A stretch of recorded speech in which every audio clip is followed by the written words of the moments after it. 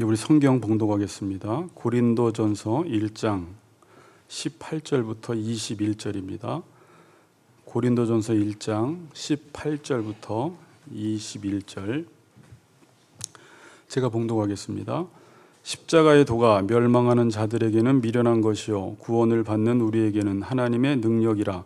기록된 바 내가 지혜 있는 자들의 지혜를 멸하고 총명한 자들의 총명을 피하리라 하였으니 지혜 있는 자가 어디 있느냐, 선비가 어디 있느냐, 이 세대의 변론가가 어디 있느냐.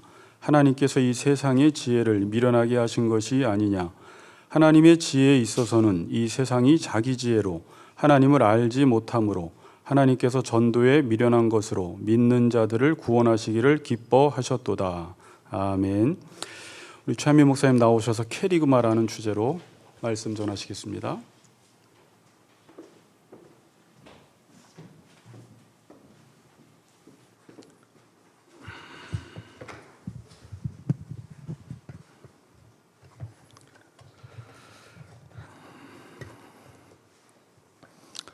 추석 명절 잘 지내셨습니까? 우리 또 영상으로 예배 함께 하시는 분들도 추석 인사를 지나서 드립니다.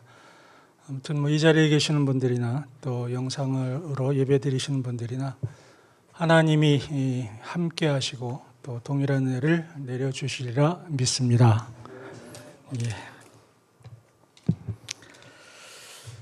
지난 시간에 우리는 사람을 낚는 어부에 대해서 살펴보았습니다. 그리고 그 사람들이 제자들이나 혹은 목회자들뿐만 아니라 우리 예수 그리스도를 구주로 섬기는 모든 이들이 다 사람을 낚는 어부이고 또 사람을 위한 어부다라는 사실을 살펴보았습니다. 그런데 막상 이런 이야기를 듣게 되면 그래 내가 사람을 낚는 어부야 까지는 인정되는데 그럼 내가 사람을 낚는 어부가 되어야 되는 거 아닌가 이런 질문을 하게 되고 또 곧바로 이어서 이 말은 전도하라는 말이구나 라는 말로 해석이 됩니다. 그러면 어딘가 이제 조금 마음에 어려운 부분이 생기죠. 사실 우리가 예수님을 믿지 않는 친구가 있다고 할 때 그 친구와 카페에서 만나가지고 그냥 일상의 이야기를 나누는 것과 혹은 예수님을 믿으라고 전도하는 것이 똑같은 대화이지만 사실은 이 두 가지가 엄청난 차이가 있습니다. 그렇죠?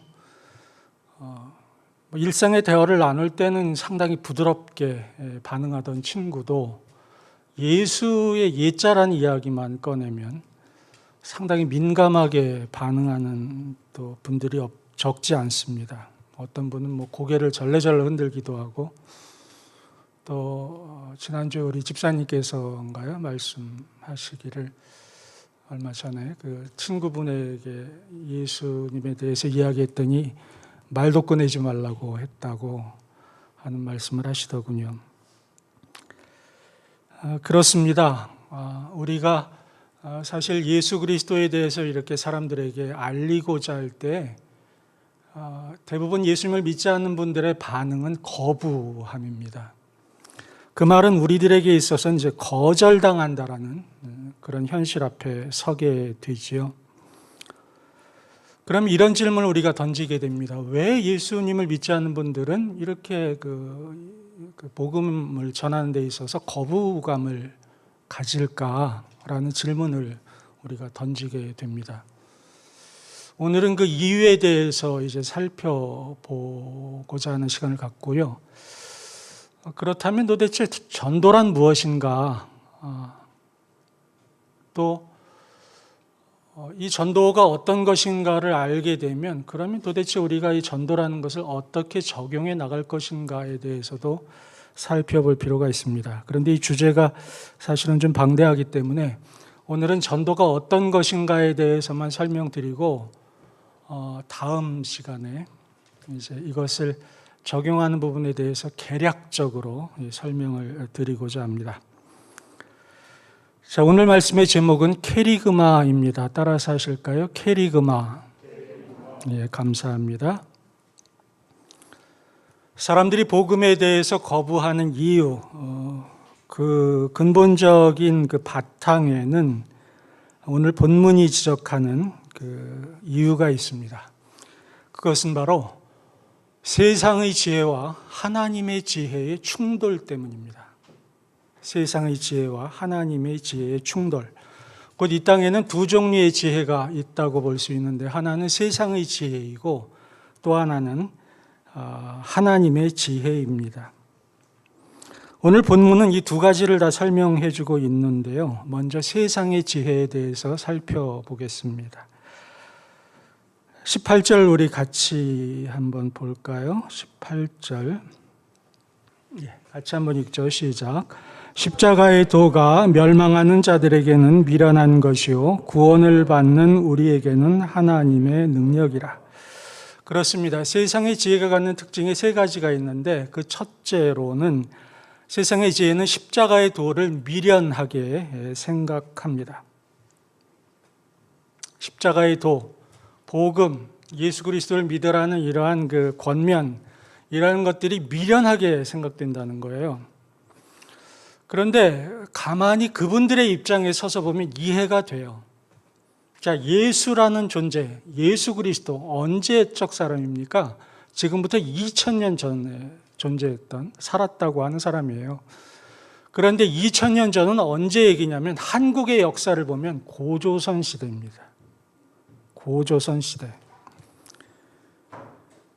지금 IT 시대를 살고 있는 우리들에게 2000년 전 고조선 시대에 살고 있었던 그 인물을 믿으라고 하는 거예요. 가령 예를 들어서 어떤 분이 저에게 너 단군 신화라고 알지? 그럼 제가 그렇다라고 대답하겠죠.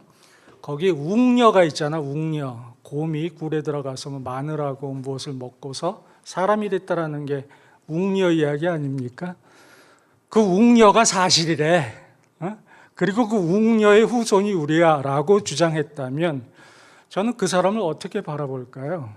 아, 그래, 네 말이 정말 진리고 정말 맞아, 나는 웅녀의 후손이야, 이렇게 인정을 할까요? 아니면 너 조금 먹은 음식이 잘못된 거 아니냐? 이렇게 반문할까요? 당연히 후자 쪽일 것입니다. 고조선 시대 사람을 어떻게 믿습니까? 그런데 우리가 믿어야 한다라고 이야기한 인물이 바로 그때 인물이에요. 따라서 세상의 지혜, 이 세상의 지혜를 자신의 삶의 기준으로 살고 사는 분들에게는 예수라는 존재를 믿으라고 하는 것이 당연히 미련한 것으로 여겨집니다. 그래서 방금 우리가 같이 읽은 대로 십자가의 도가 멸망하는 자들에게는 미련한 것이다 라고 성경은 이야기합니다. 그 다음에 두 번째, 세상의 지혜를 가지고 사는 분들은 이 세상의 지혜를 자신의 지혜로 여기고 이것을 의지하며 살아갑니다. 세상의 지혜를 의지하며 살아간다는 것이죠. 19절을 제가 봉독해 드립니다. 본문 19절입니다. 기록된 바 내가 지혜 있는 자들의 지혜를 멸하고 총명한 자들의 총명을 폐하리라 하였으니. 여기에서 본문을 보면 지혜를 멸한다, 총명을 폐한다라고 기록하고 있습니다.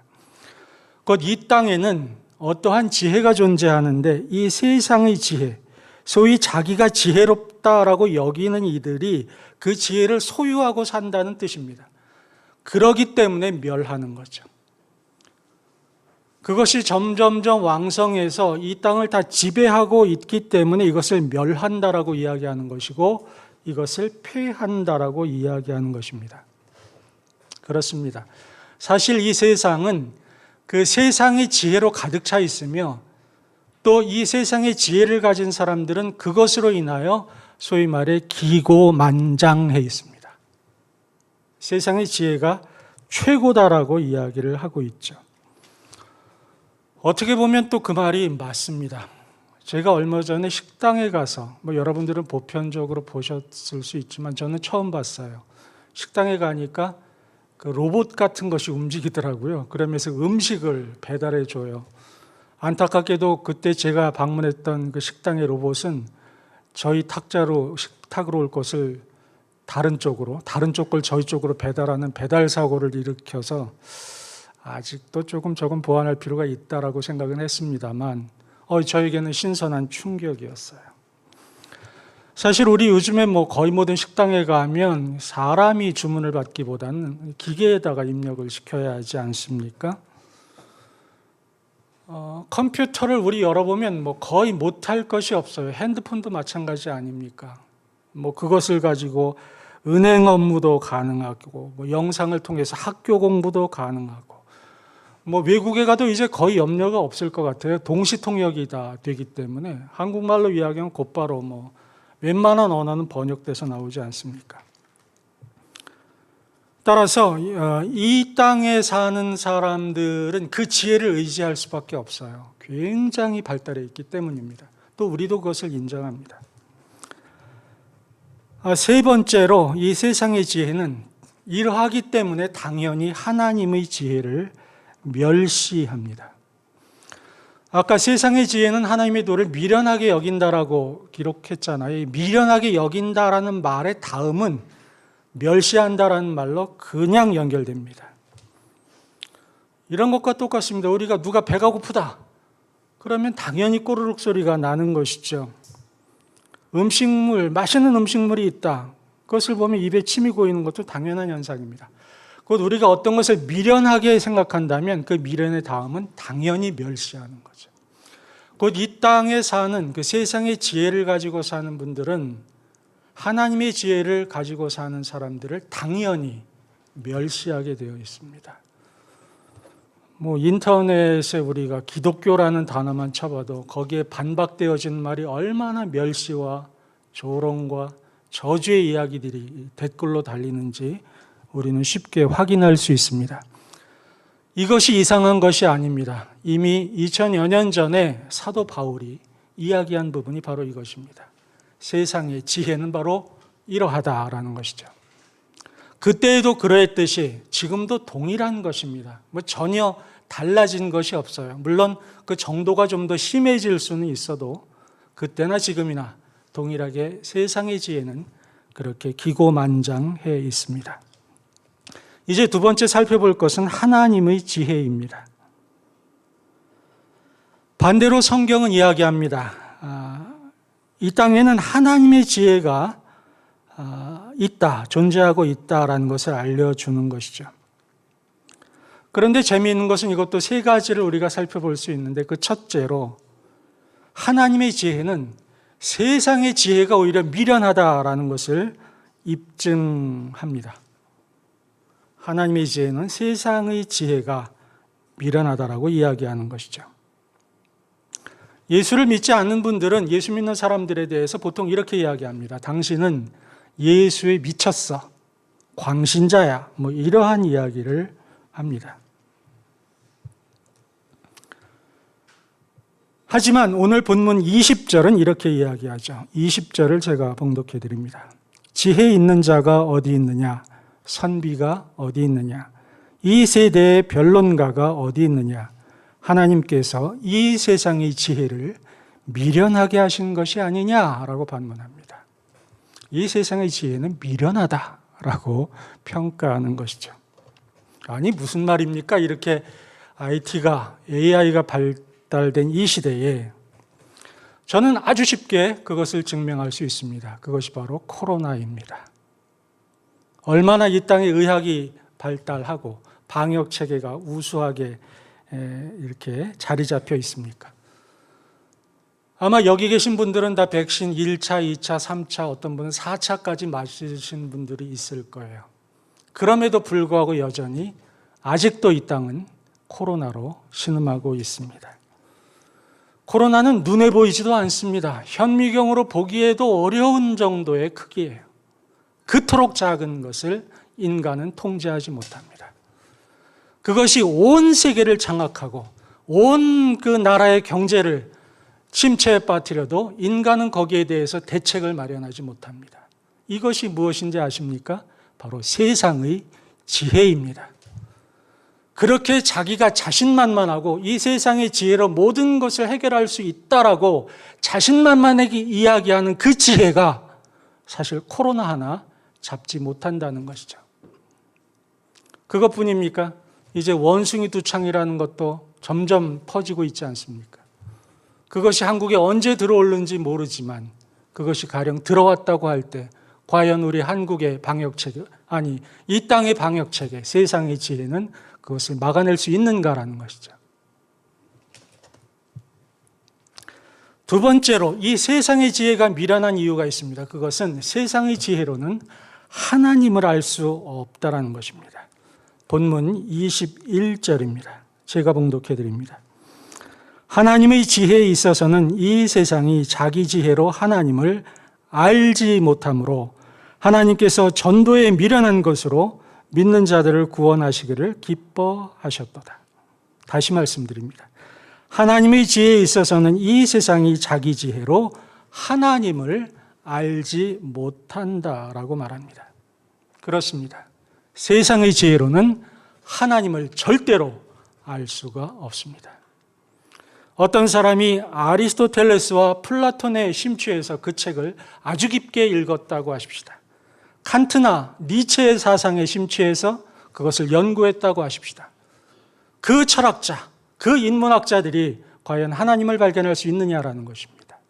불가능합니다. 아무리 하늘을 살펴보고 우주를 연구해도 하나님을 알 수가 없습니다.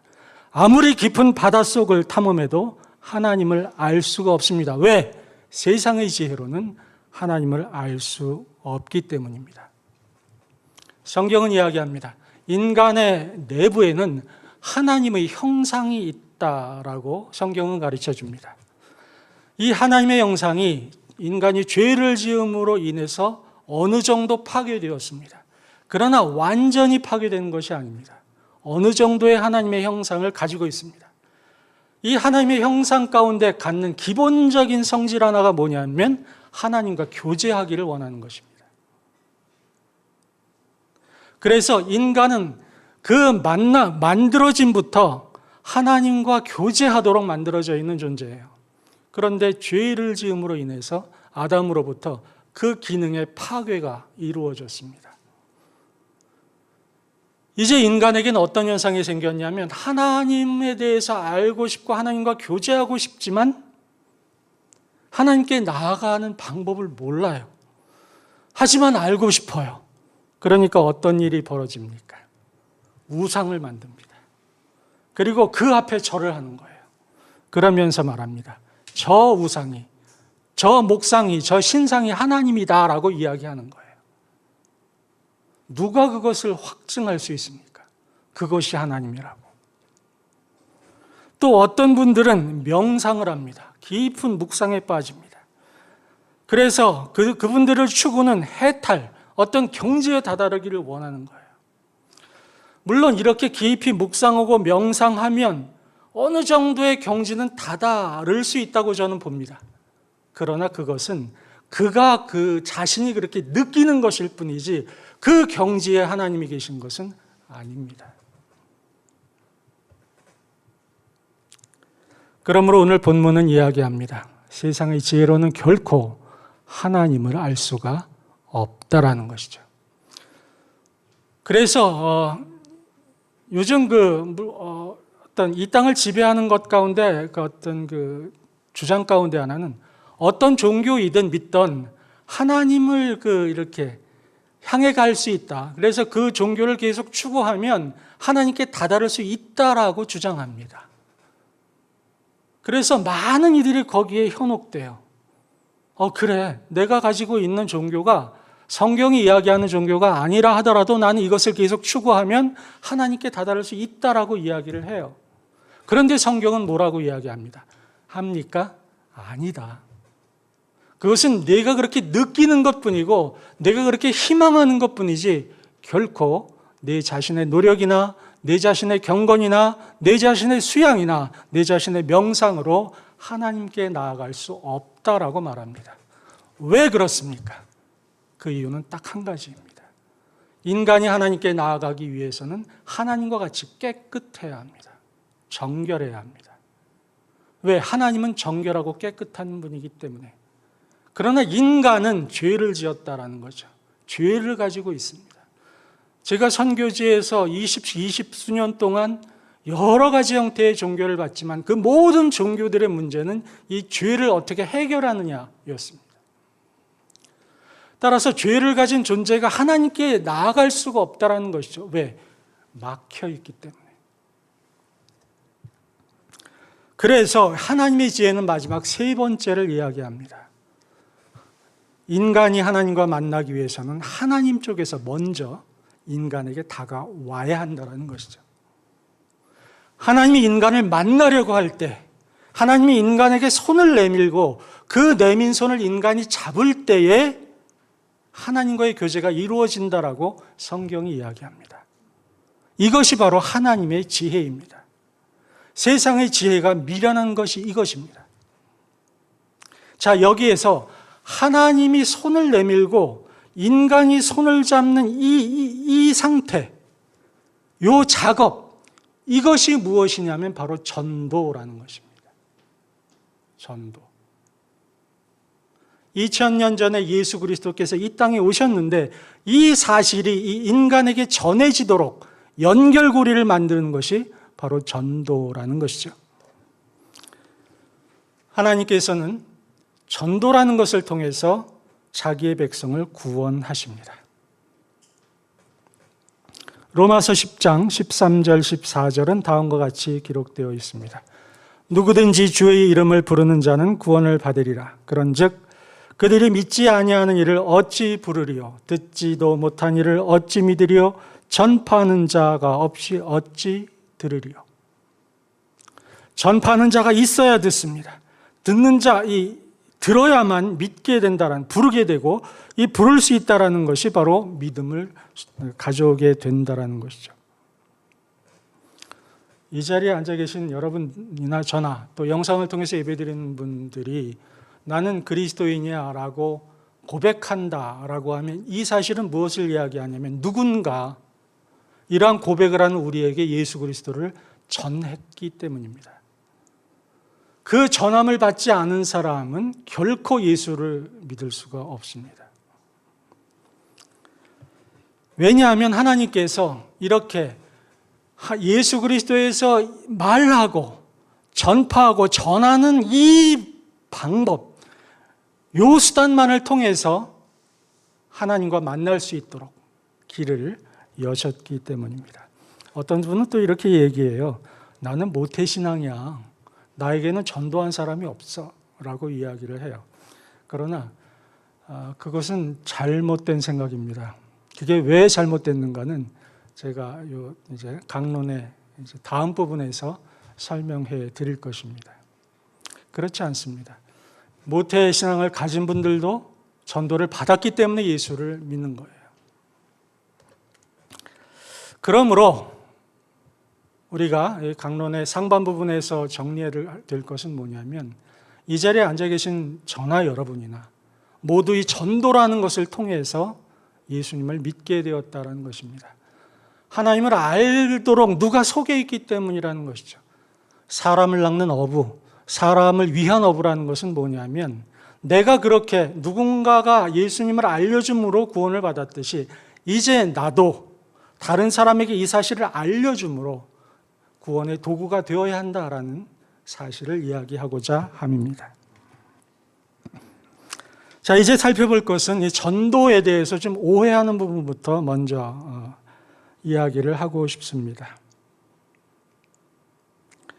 제가 솔직하게 하나 여쭤볼게요. 여러분, 가장 최근에 전도하신 게 언제입니까? 마음속에 대답이 있으실 거예요. 그런데 적지 않은 분들은 대답에 주저할 수밖에 없을 것입니다. 내가 누구에게 예수 믿어라라고 얘기해 본 적이 언젠가?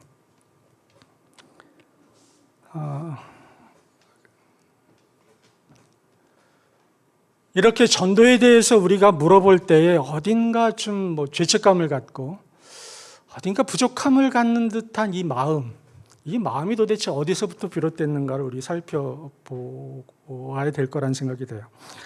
제가 그 전도는 어명이다라는 책을 읽었는데 그 저자가 전도하지 못하는 이유 10가지를 들었더라고요. 인본주의, 세속화, 종교다원주의, 단절과 거부, 염려와 두려움, 영적 무기력, 책임전과 교회 목회자, 훈련과 경험 부족, 행함 없는 말 등등 쭉 여러 가지를 열거하고 있는데요. 그 중에 하나를 딱 선택하라면 저는 왜 전도라는 것을 어려워하냐면 바로 염려 혹은 두려움 때문입니다. 특별히 그 거절에 대한 두려움, 거절에 대한 염려죠. 아까 이야기를 말씀드렸듯이 예수를 믿으라고 하면 금방 오는 것이 거절과 심하면 적대감 이런 것들이 이제 반사적으로 오게 됩니다. 우리가 누군가에게 거절당한다는 경험은 그다지 유쾌한 게 아니에요. 그렇잖아요? 게다가 적대적인 모습까지 보여주게 되면 심리적으로 굉장한 고통을 받게 됩니다. 고린도후서 11장 24절에서 26절을 보면 바울이 이렇게 십자가를 전했다가 어느 정도까지 고난을 받는지를 설명하고 있는데요. 제가 봉독해 드릴게요. 유대인들에게 40에서 하나 감한 매를 5번 맞았으며 3번 태장으로 맞고 1번 돌로 맞고 3번 파손하고 일주야를 깊은 바다에서 지냈으며 여러 번 여행하면서 강의 위험과 강도 위험과 동족의 위험과 이방인 위험과 시내 위험과 광야의 위험과 바다 위험과 거짓 형제 중의 위험을 당하고 얼마나 어려운 일입니까? 따라서 이 전도라는 단어를 우리가 떠올릴 때 염려와 두려움을 동시에 생각하는 것 당연한 현상입니다. 그럼 왜 이렇게 어려움과 어떤 두려움을 느끼게 되었을까? 그 이유가 있습니다. 그것은 전도에 대해서 잘못 이해하고 있기 때문입니다. 그 대표적인 사례로 저는 전도왕이라는 그 단어에 좀 주목하고 싶습니다. 여러분 전도왕 들어보셨죠? 예? 예. 전도왕은 어떤 분입니까? 1년 동안 혹은 뭐 전도 집회 동안 이렇게 전도를 가장 많이 한 분에게 전도왕이라는 어떤 이런 그 칭호를 주잖아요. 일반적인 교회에서. 그런데 그럼 이분이 왜 전도왕이라는 그런 말을 듣게 됐냐면 뭐 1년 동안 혹은 어느 기간 동안 사람들을 교회에 데려옵니다. 그리고서 그 새신자로 등록을 해요. 그래서 그 신자 등록 명부를 제출하죠. 요 등록 명부가 가장 많은 사람, 요 사람을 바로 우리는 전도왕으로 뽑습니다. 그래서 어떤 교회는 전도왕에 선발된 분에게는 뭐 금반지 몇 돈 이렇게 주는 교회도 있다는 이야기를 들었습니다. 저는 그 여러분들과 함께 이번 그 강론과 또 이 다음에 훈련을 위해서 책을 상당히 좀 읽어보려고 노력했는데 특별히 이제 전도에 관한 책들을 좀 읽어보려고 했어요. 그 중에 전도왕 책이 많더라고요, 한국에. 어떤 교회 전도왕, 이 교회 전도왕, 뭐 전도왕 사례가 많아요. 저는 그 사례를 이렇게 쭉 보면서 야, 참 이분들 존경스럽다. 참 목회자보다 낫다. 이런 생각을 갖습니다. 그러므로 저는 이 전도왕의 상을 받은 분들, 이분들의 헌신과 노력, 이건 정말 충분히 인정하고 또 그분들을 폄하하려는 의도는 전혀 없습니다. 이분들은 정말 최선을 다한 분들이에요. 제가 이야기하고 싶은 것은 이 전도왕이라는 제도를 운용하는 부분에서입니다. 여기에는 심각한 문제점이 있다고 저는 생각하는데 그것을 한 세 가지 정도로 생각해 봤어요. 그 중에 첫째는 뭐냐면 이 전도왕 제도는 전도라는 것을 이질적인 것으로 생각하게 만듭니다. 일반 성도들에게. 여러분 우리가 어렸을 때 위인전기 읽지 않습니까? 역사상 아주 위대한 인물에 대한 전기를 읽잖아요. 저도 어렸을 때 읽었던 기억이 납니다. 그런데 이 위인전기를 읽고 나면 마음속에 생기는 어떤 결과물이 있어요. 부모님들이나 어르신들이 저에게 위인전기를 읽게 한 이유는 너도 저런 위인들처럼 되라라는 그런 목적 때문에 읽게 하는 거 아닙니까? 그런데 막상 위인전기를 읽고 나면 어떤 결과에 다다르게 되냐면, 이야, 저 사람들은 정말 대단한 사람들이야. 그런데 나는 안 그래. 라고 생각한다는 거죠. 무슨 이야기입니까? 저 사람은 정말 잘났어. 그거 인정해. 하지만 나는 그 정도가 안 되기 때문에 나는 못해. 나는 거기를 따라갈 수도 없어. 그러므로 나는 포기해야 돼. 라고 생각한다는 거죠. 이 말이 뭐냐면 전도 왕이라는, 어떤 분이 1년 동안에 전도를 300명을 했대. 라고 하면 여러분 어떤 생각이 드십니까? 300명이나 했어? 나는 몇 명 했지? 저분은 아마 전도의 은사가 있을 거야. 뭔가 특별한 게 있을 거야. 그런데 나는 없어. 그 스스로에게 전도를 포기하게 만드는 하나의 원인이 될 수 있다는 것입니다. 두 번째, 아까 말씀드렸다시피 전도라는 것이 과연 새신자를 데려와서 새신자 등록 카드를 쓰고, 여기다가 쓰고 그거를 교회에 제출해서 그 이름이 등재되는 것이 전도의 전부일까라는 질문이에요. 그런데 그렇지 않습니다. 오늘 본문의 제목이 뭐였죠? 캐리그마. 전도라는 용어가 몇 가지 원어들이 있는데 그 중에 하나 아주 중요한 단어가 캐리그마입니다. 캐리그마라는 단어 속에는 물론 이 카드를 제출해서 이 사람이 교회에 어떤 신자로 등록하는 행위도 그 안에 들어가지만 그것만 이야기하는 것이 아닙니다. 그런데 오늘날 전도왕이라는 단어 속에는, 오늘날 교회에서 이야기하는 전도에는 어떠한 규정으로 딱 전도를 못 받고 있냐면 바로 여기에 못 받고 있습니다. 전도란 무엇이냐? 어떤 사람에게 1차적으로는 교회에 데려오는 것이고 2차적으로는 어디까지 얘기하냐면 소위 말하는 다리전도법이나 혹은 색종이 전도법이나 혹은 사형리나 이러한 것을 통해서 예수님을 구주로 영접하게 하는 행위, 이것을 전도로 딱 못 받고 있는 거예요. 그거만 전도라고 이해하게 만들어 버렸습니다. 그러나 오늘 본문의 제목처럼 다시 말씀드리지만 캐리그마라는 단어에는 그것 이외에도 엄청난 영역이 존재합니다.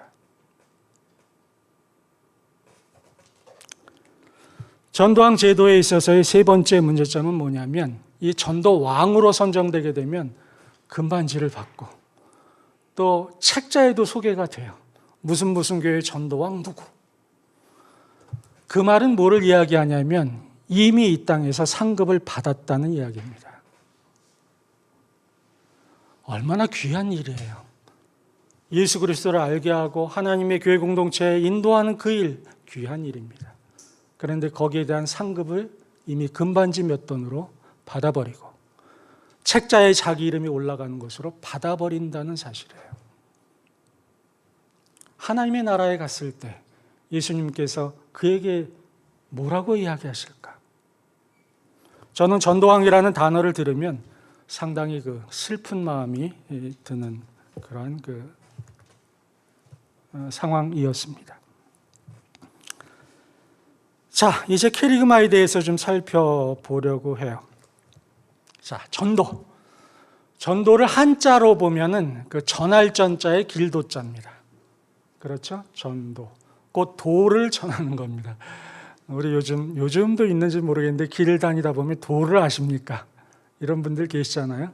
그분들도 전도하는 겁니다. 도를 전하는 거니까.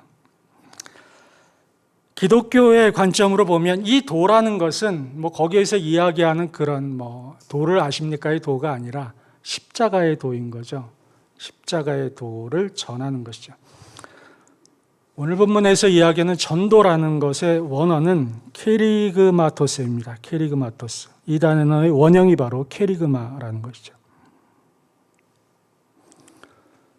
성경의 많은 부분에서 이 캐리그마가 등장합니다. 로마서 16장 25절에서 예수 그리스도를 전파한다는 것, 고린도전서 2장 4절에 전도에 관한 부분들, 디모데후서 4장 17절에 나로 말미암아 선포된 말씀이라는 것, 이런 것도 다 캐리그마이고 전도라는 뜻입니다. 케리그마의 중심적인 의미는 선포라는 것이에요. 뭐라고요? 예, 선포입니다. 선포하다. 선포라는 것은 내가 어떤 사실을 남에게 공개적으로 확실하게 이야기하는 행위입니다. 왜 이야기합니까? 상대방으로 하여금 듣고 그것을 받아들이고 납득하게 하고 알게 하는 것이죠. 누군가에게 전도했다, 케리그마했다라는 얘기는 내가 어떠한 사실을, 그 어떠한 사실이 뭐냐면 십자가의 도, 곧 예수 그리스도에 대해서 이야기했다라는 것입니다. 예수 그리스도는 하나님이세요. 이것을 확대하면 하나님에 대해서 이야기하는 행위, 하나님에 대해서 알게 하는 행위, 이것이 바로 뭐냐면 케리그마입니다. 다시 말씀드립니다. 전도란 무엇인가? 따라서 하실까요? 하나님에 대해 알게 하는 모든 행위. 따라서 하시죠. 하나님에 대해 알게 하는 모든 행위. 그렇습니다. 바로 케리그마, 전도라는 것은요, 하나님에 대해 알게 하는 모든 행위를 말합니다. 이제 도표를 좀 보실까요? 예, 표를 하나 좀 올려주세요. 첫 번째 거. 예, 이 표를 보시면은요, 여기 그 불신앙과 신앙, 수용성과 여기 비수용성이 이렇게 가로와 세로줄로 있습니다. 이것을 저는 이제 전도와 복음의 수용성이라는 그런 이름으로 표를 만들었습니다.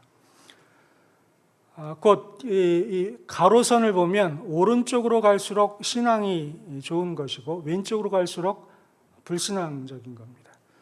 또 복음에 대해서 위쪽으로 갈수록 수용적인 것이고 아래쪽으로 갈수록 비수용적, 불수용적인 것입니다. 그래서 사람은 일반적으로 이 선 위에 있어요. 물론 이제 기울기가 어떤 분은 가파르고 어떤 분은 완만할 수 있겠지만 이렇다라고 볼 수 있습니다.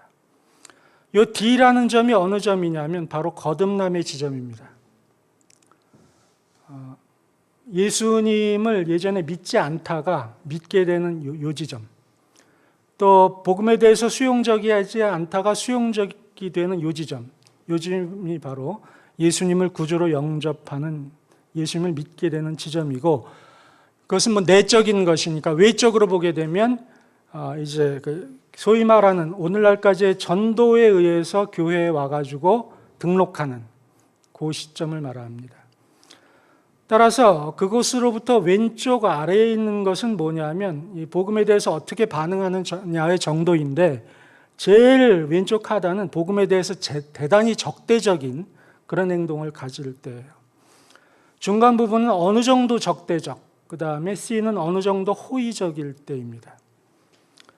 그리고 D를 넘어서 E가 되면 이제 복음에 대해서 어느 정도 이해하는 영유아기 단계라고 볼 수 있겠죠.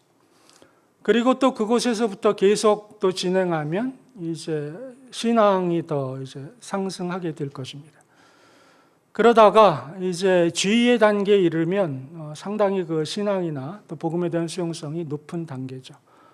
그래서 이제 성화의 단계로 나아가게 되고, 이건 이제 우리가 이 땅을 떠날 때입니다.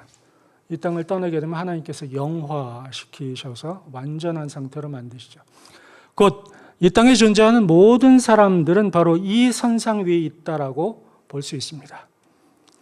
곧 여러분들도 이 위에 있으십니다. 자, 그럼 한번 자기의 위치를 가늠해 보시죠. 분명히 여러분은 D쪽보다는 이쪽에 계실 거예요. 그렇잖아요? 여러분은 어디에 계신가요? E에 계신가요? F에 계신가요? 혹은 G에 계신가요?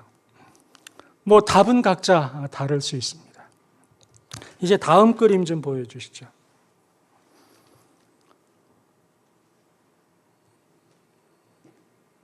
자, 이 그림을 보시면 아까 전도왕이라는 말씀을 드렸잖아요. 전도왕은 일반적으로 어느 것을 이야기하냐면 요것을 이야기합니다. C에서 D로 바뀌는 요것. 그래서 복음에 대해서 어느 정도 호의적인 사람을 뭐 교회 가자, 예수 믿어라 혹은 사형리를 전하거나 다리전도법이나 어떤 것을 통해서 복음을 전하고 교회 공동체 안으로 들어오게 만드는 요 행위, 요걸 하게 되면 이제 새신자 카드를 쓰고 그리고 교회에 등록하게 만들죠. 요것이 바로 일반적으로 교회에서 이야기하는 전도라는 행위입니다. 물론 이것은 전도이고 캐리그마 가운데 하나입니다. 왜?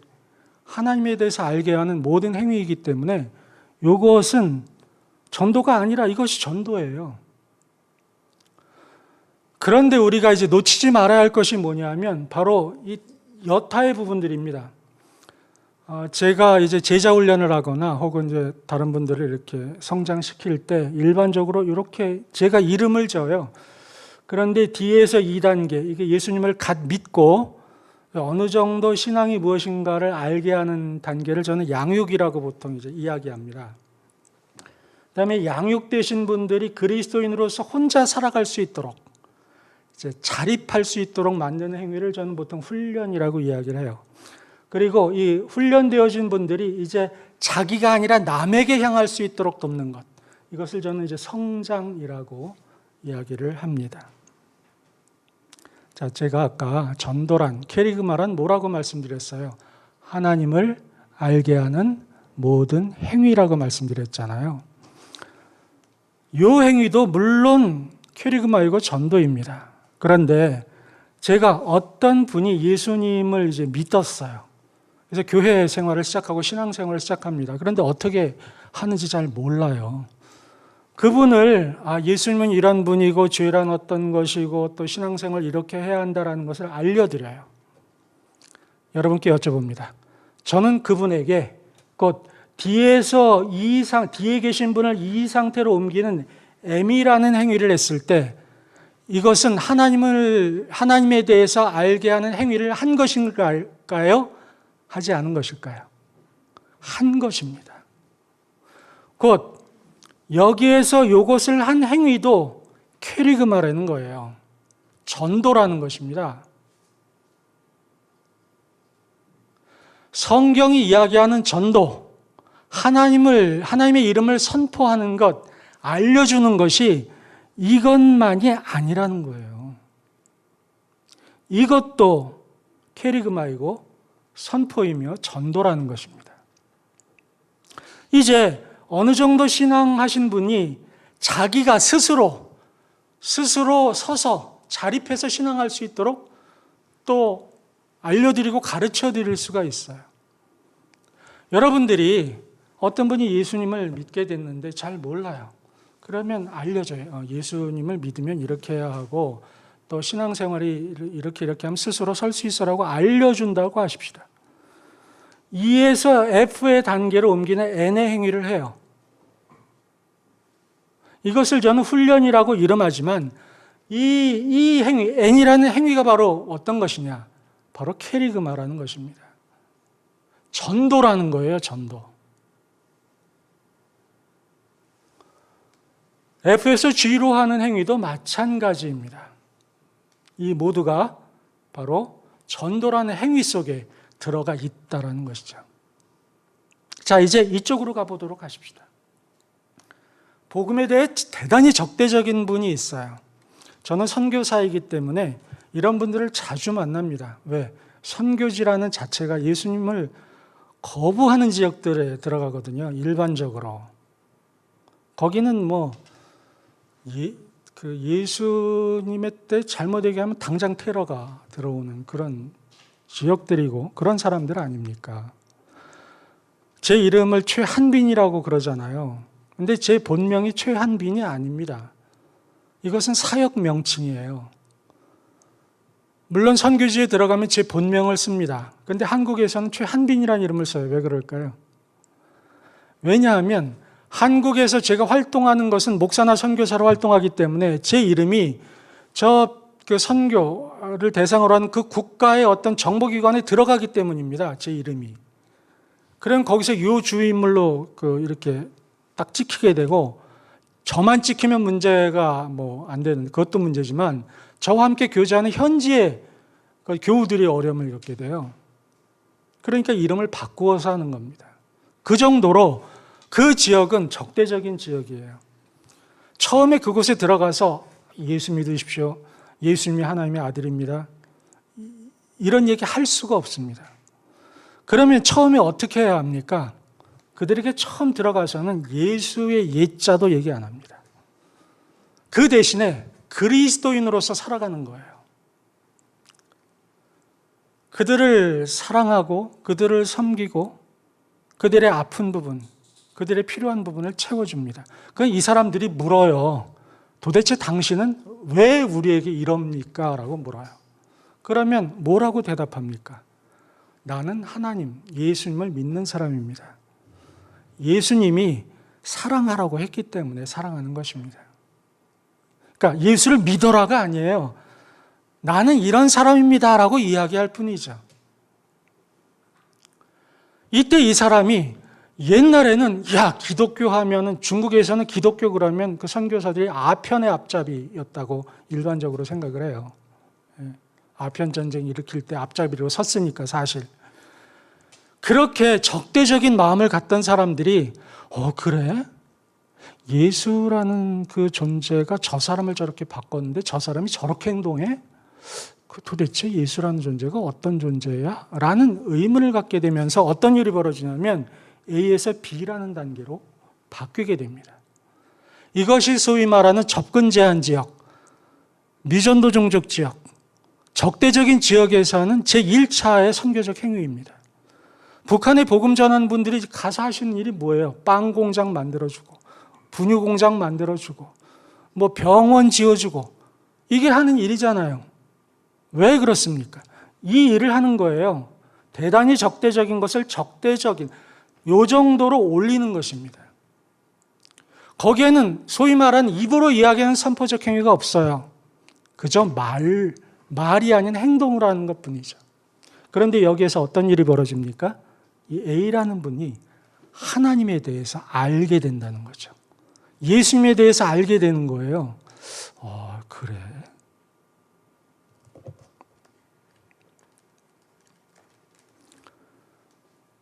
이 B에 있던 분이 C로 올라가게 하는 요 행위도 마찬가지입니다.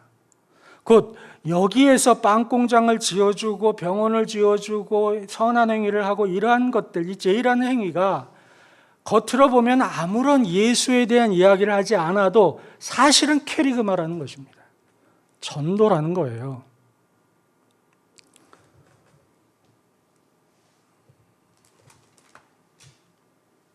자, 이렇게 보도록 하죠. 여러분이 이 사실을 알았어요. 그래서 여러분이 알고 있는, 가령 우리 집사님 말씀하신 그 친구분, 교회 교자도 얘기하지 마라고 하는 그분을 만났을 때, 그래 교회 가자 이 얘기하지 않고 그분이 아파할 때 함께 해주고 그분이 정말 필요한 부분들을 우리 집사님이 채워주실 수 있는 걸 채워주시면서, 내가 예수 믿는 사람이기 때문에, 하나님이 나를 사랑하셨기 때문에 나도 너를 사랑한다는 것을 알려줘가지고 이 사람이 여기로 올라섰어요. 올라서게 되면 전도한 것일까요? 아닐까요? 전도한 것입니다. 캐리그마 하신 것이에요. 그런데 그 가령 집사님이 이런 J라는 행위를 하다가 L이라는 행위를 하세요. 이분에게 또 뭐 사형이라든가 이런 걸 전해서 이렇게 예수님을 영접하게 하고 교회에 등록하게 합니다. 이것도 전도한 거예요. 그러면 이 둘 중에 어느 분이 전도왕이 될 수 있나요? 교회는, 일반적인 교회는 이 사람만 전도왕으로 뽑습니다. 그런데 우리 집사님께서 이 사람을 100명을 했어요. 이 사람을 2명을 했습니다. 그렇다면 교회에서 전도왕으로 뽑힐 수가 있을까요? 아닙니다. 왜? 교회에서는 이 종이가 2장밖에 안 올라왔기 때문이에요. 그런데 하나님의 기록에는 어떻게 되어 있을까요? 102명을 한 것으로 되어 있습니다. 뒤집어서 이 사람을 100명을 하고 이 사람을 2명을 해도 똑같이 102명이 됐겠죠. 하나님의 기록에는. 그러나 교회의 기록에는 이 사람이 100명이 된 겁니다. 이 사람이 금반지를 받는 거예요. 제가 말씀드리지 않았습니까? 그럼 이 사람 돼야지? 결론은 어떻다고요? 상급을 이 땅에서 받아버렸다라는 거죠.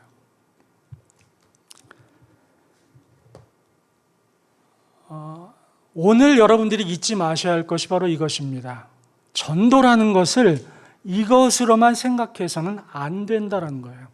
하나님을 알게 하는 모든 행위가 전도, 캐리그마라는 것입니다. 여러분이 가정에서 자녀에 대해서 이야기할 때 자녀가 정말 하나님의 말씀대로 사는 길에서 약간 벗어나 있어요.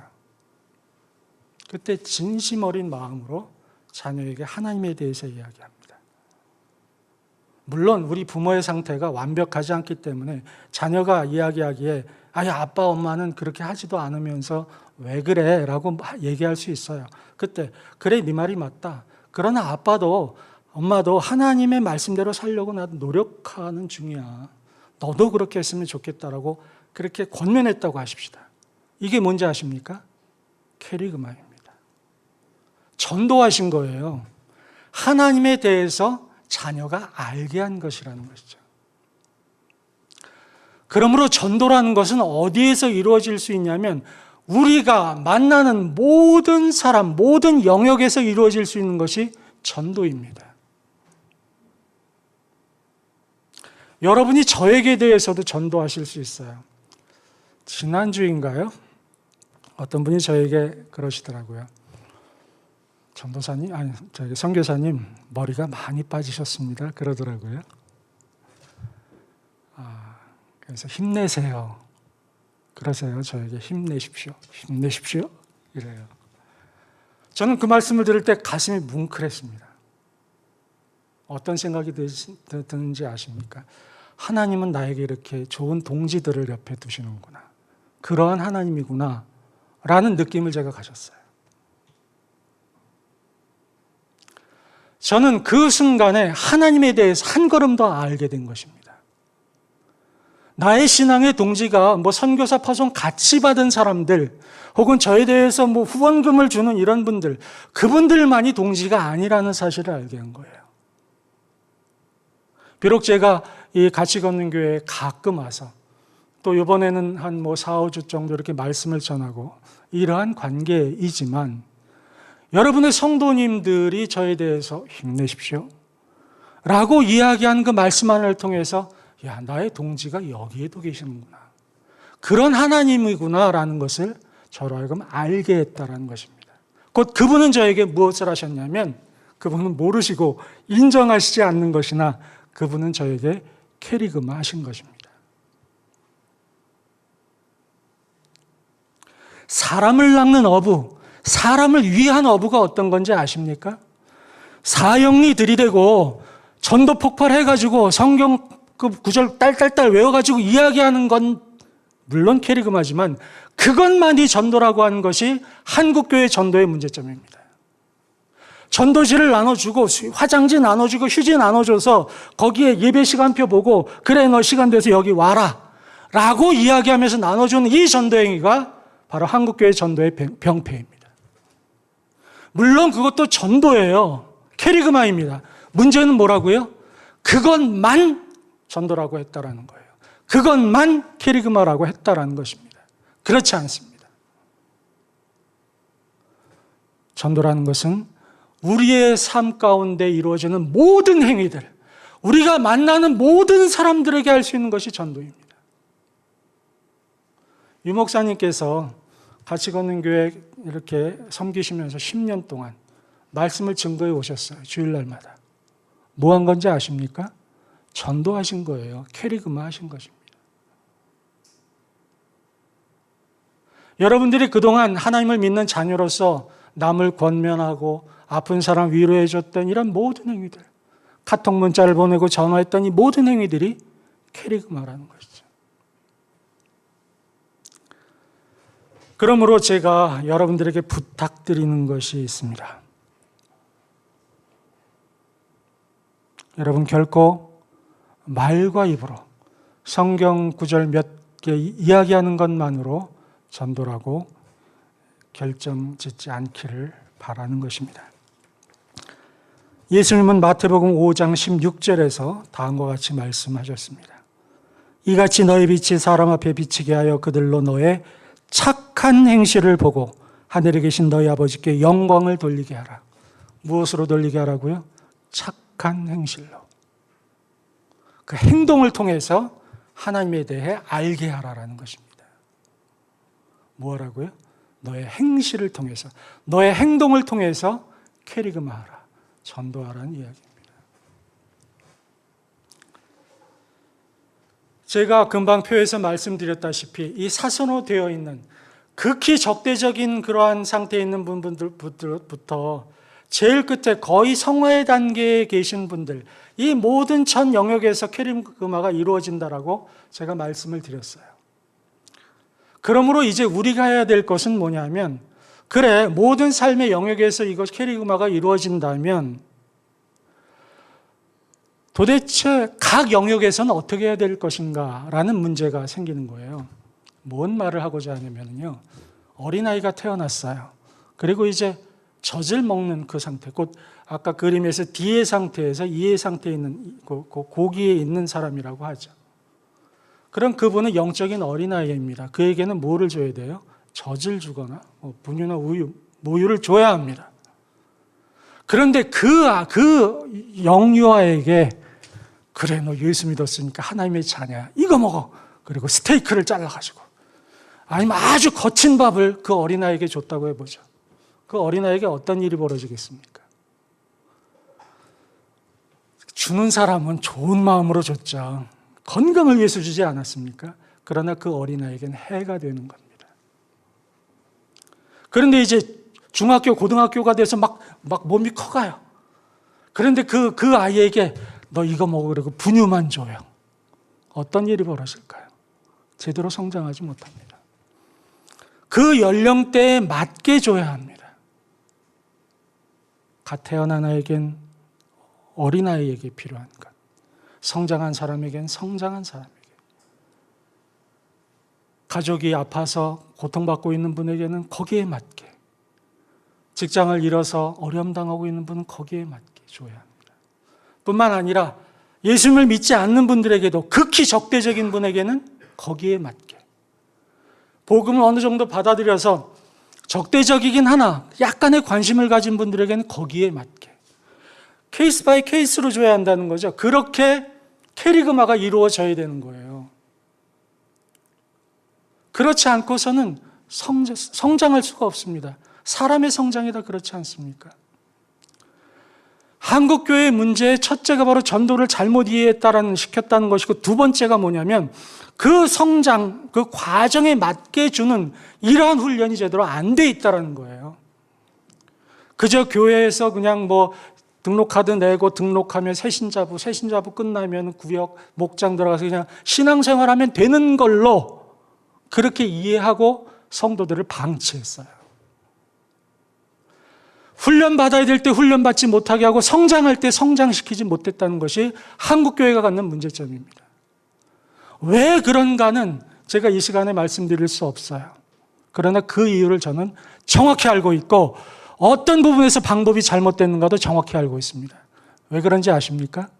저는 중국에서 선교제에서 그걸 경험했기 때문입니다. 그러하기 때문에 한국교회와 이 선교제의 교회를 비교할 수가 있어요. 어디가 잘못되고 어디가 고쳐야 할지를 알고 있다는 것입니다. 여러분은 지금까지 캐리그마를 해오셨습니다. 그리고 앞으로도 캐리그마를 하셔야 될 분들이고 해야 합니다. 그것이 우리들의 사실은 삶의 목적이에요. 사람을 위한 어부가 되게 하는 삶의 목적입니다. 문제는 그럼 이제 각 케이스에 어떻게 반응해야 될 것인가를 알아야 한다는 것이죠. 그것을 모르면 젖줘야 할 어린아이에게 스테이크 주는 것이고, 고기 먹고 커야 할 그 성장기의 아이에게 분유만 주는 이런 우를 범하고 결국은 그들을 너무도 약하게 만드는 결과에 빠져버리게 된다는 것입니다. 이 부분에 대해서는 다음 시간에 함께 살펴보도록 하겠습니다. 오늘 말씀의 제목은 캐리그마였습니다.